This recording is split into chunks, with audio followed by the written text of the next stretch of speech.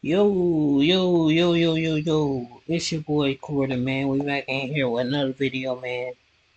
Um, I was noticing like some of my videos, they get like copyright claims, and it wasn't even because of the videos I was reacting to.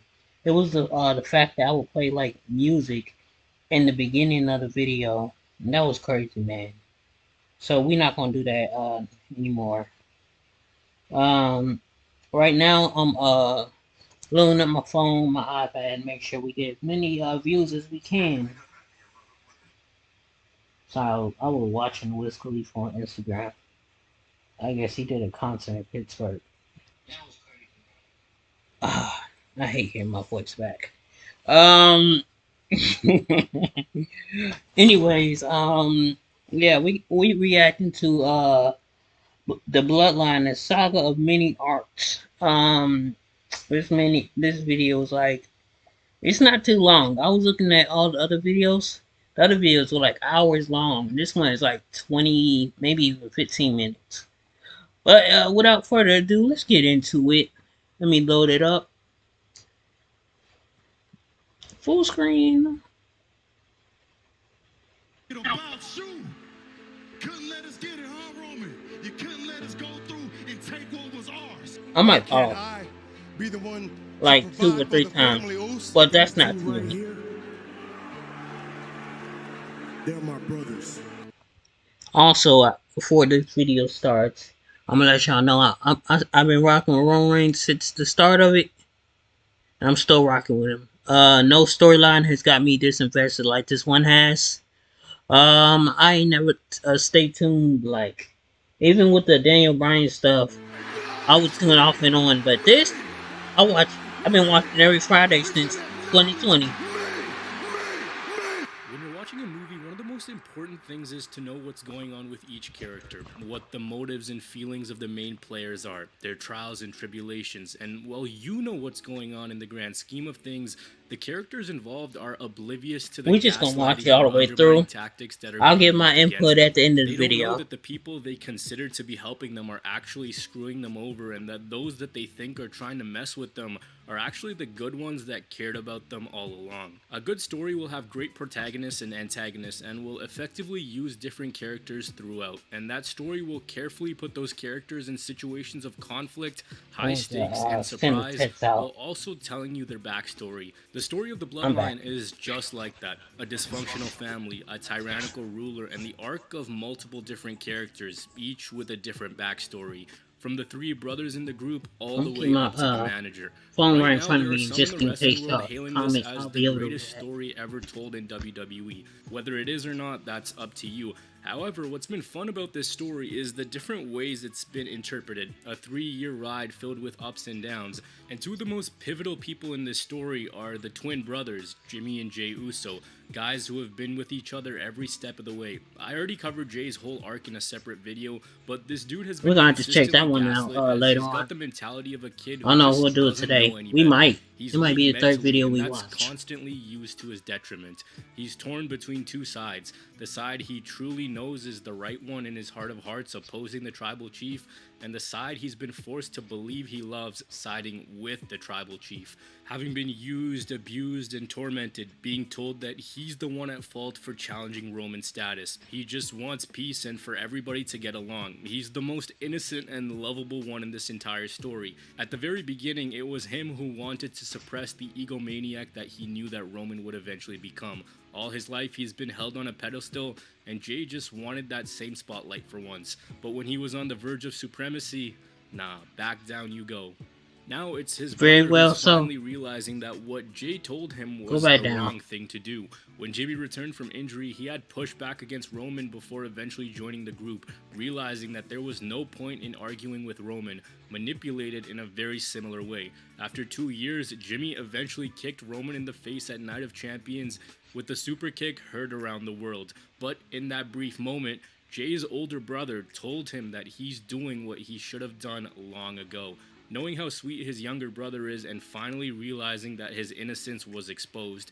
Originally, Jimmy knew, just like Jay, that they couldn't let Roman continue his tear, but he bought in. When it comes to the bond of these two brothers, they're integral in the story as they're the constant two who are together, always berated and chastised for their wrongdoings, but they're the two that will eventually prove that blood can't be beaten.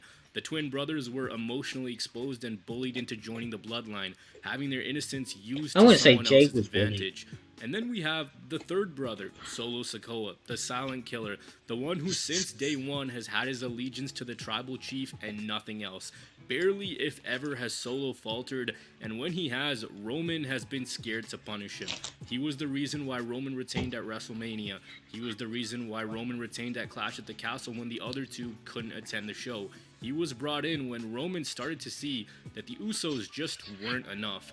The role Solo plays is enforcer. He's aimlessly on Roman's side. When a job needs to be handled, it's not the ones who have been with Roman from the start that he looks to, but the one he knows will sink to any measure necessary to get the win, something that the Usos won't do. The youngest of three siblings doesn't stray away from altercation. He's silent, only ever speaking when he's required to.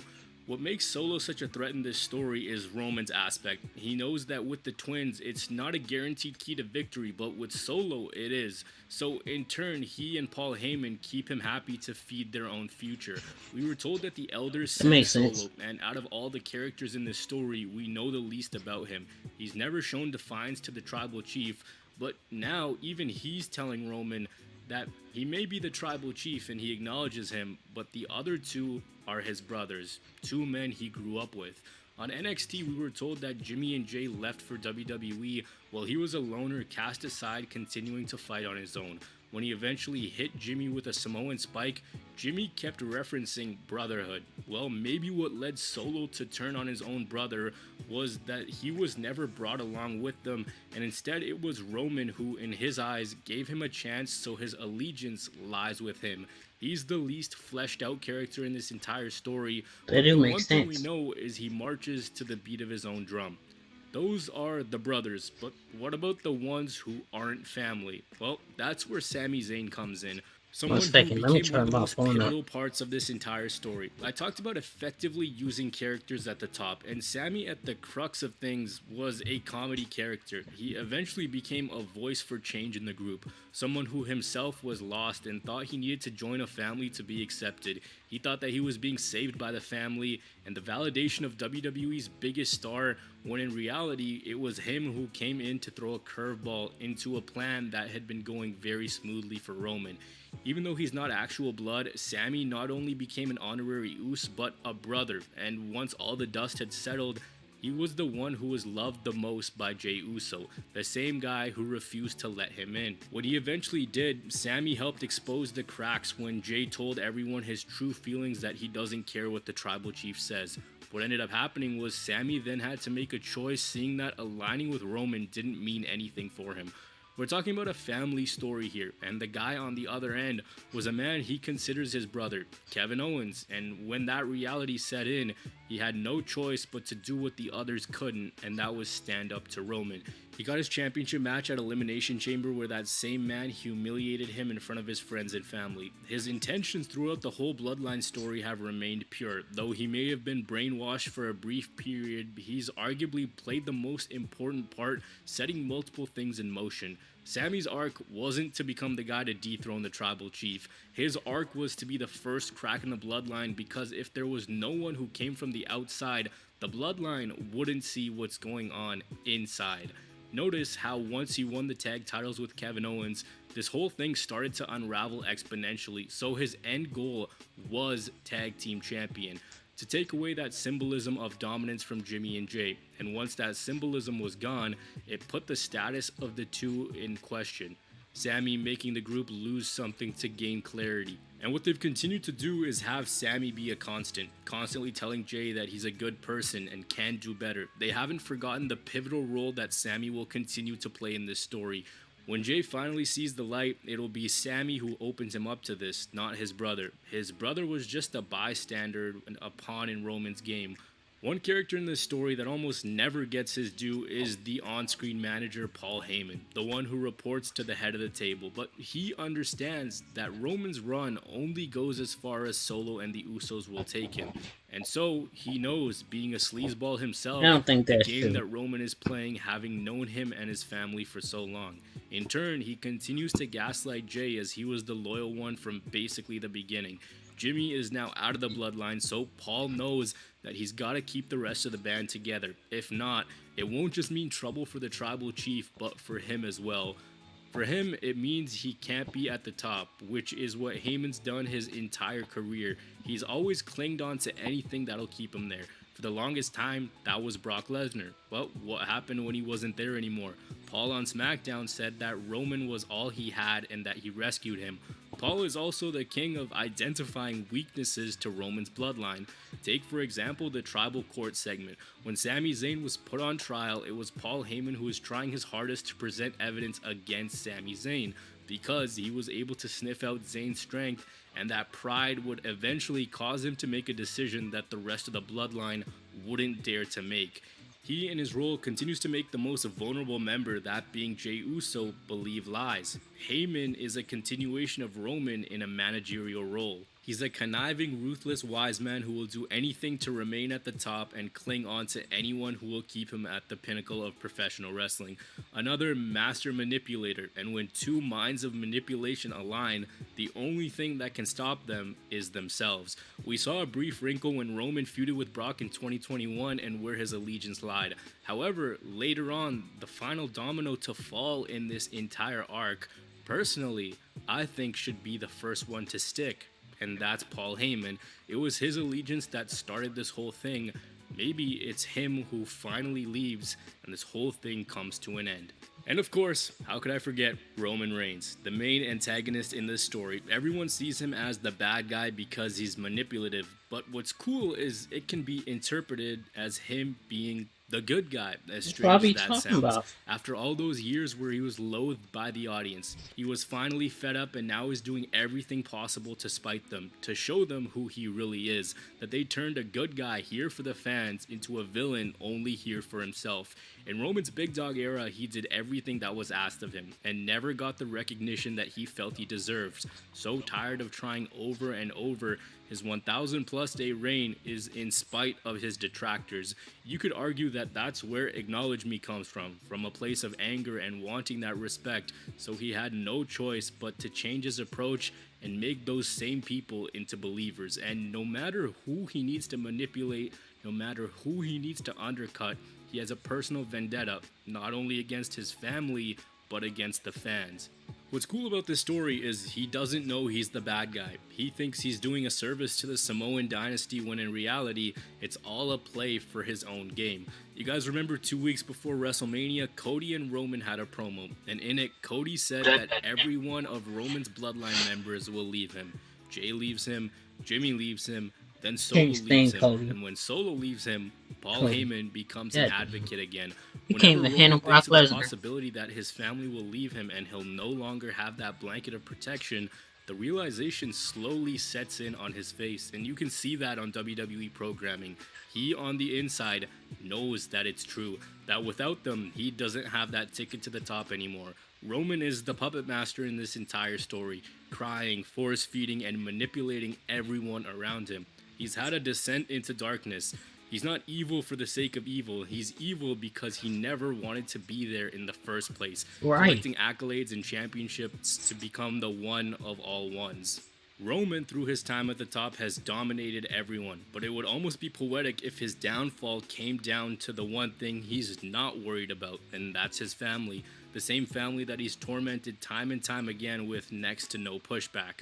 The family is a wall of protection, the same protection that when it looked like Roman was going to meet his demise at WrestleMania 39, saved him.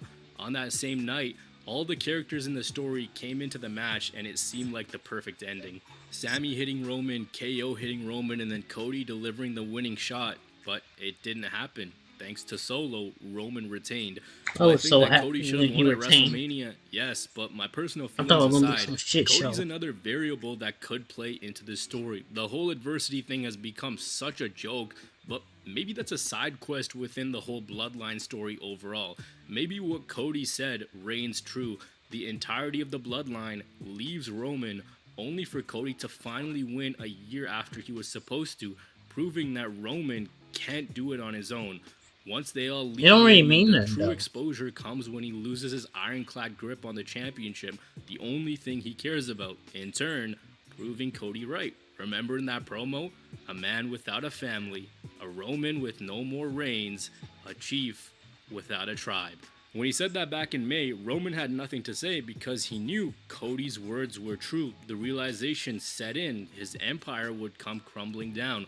What if finishing the story means finishing the story of the bloodline, ending their rule once and for all, and in turn, starting Cody's story and proving him right? This entire video has just been me looking way too deep into this, but that's what makes it fun. It's a TV show after all. It's one overarching story, and that's what makes it worth watching. I haven't seen something like this from the WWE.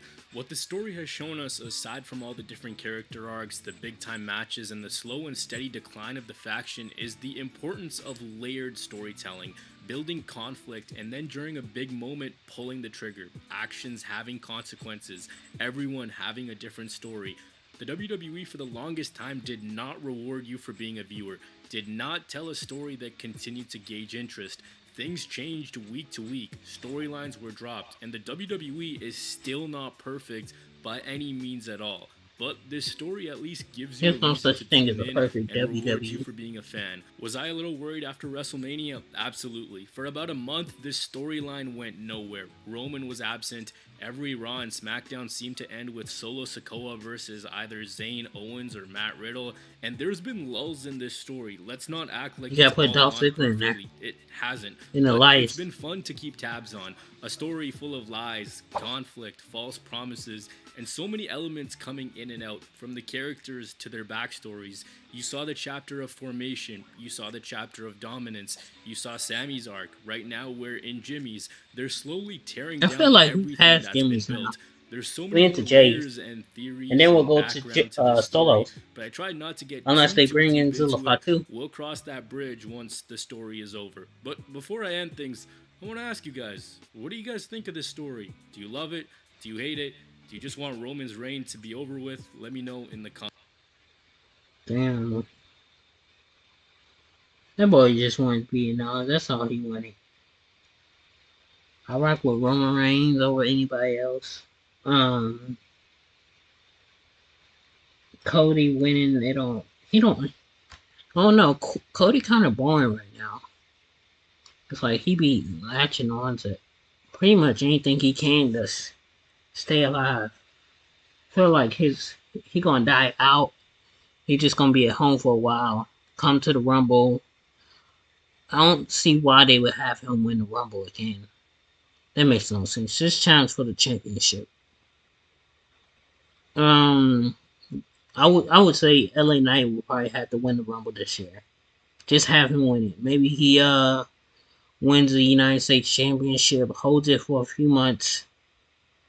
He could even hold it all the way until